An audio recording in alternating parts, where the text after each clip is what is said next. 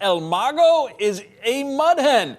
Prior to tonight's game, Javi Baez sent down to begin an injury rehab assignment.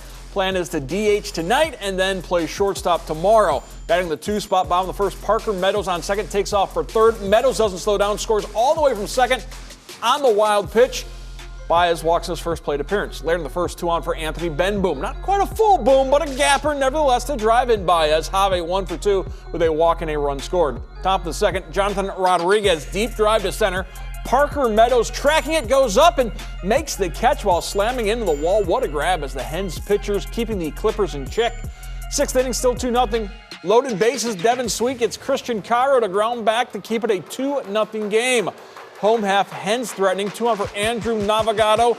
Into the right field corner, Drew Maggie scores. Toledo would add 2 more runs on bases loaded walks in the 6th.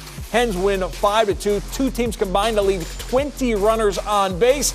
Never have to worry about Matt Melzek and Jim Weber leaving inherited runners on base. They always score.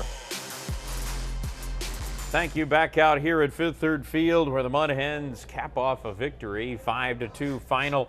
Jim, there were a couple of things that they needed to get done tonight. A, they had to find the offense. They did that tonight. Yeah, they did. I mean, 7 hits doesn't sound like a lot, but actually winding up with 5 runs seems like a windfall the way it's been going. Now, another important thing tonight was we got the early lead, right? 2-0 first inning.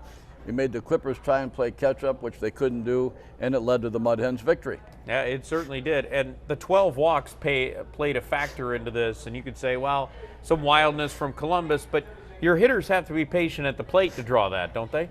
You know, yeah, and you pick up 12 walks, you'd think you scored 10 runs. It didn't happen, but here's the amazing thing. Out of the 5 guys that we had scored, only 1 of them had walked. Out of all those walks, only 1 turned into a run. It certainly put a lot of pressure on the Columbus Clippers. The other thing that had to happen tonight was they needed to get a performance out of Brian Sammons. He had to give him a little bit of length tonight with the back-to-back basic bullpen days that the Mud Hens have put through. He did just enough for them that they could bridge the gap. Miguel Diaz going 2 innings later in the game certainly helped. Yeah, and you know, when Brian Sammons is out there for 105 pitches, we're not going to see anyone else go that far. And they were hoping that many pitches might get him through 7 or 8 innings, but he battled all the way right until he was pulled from the game. Yeah, he certainly did.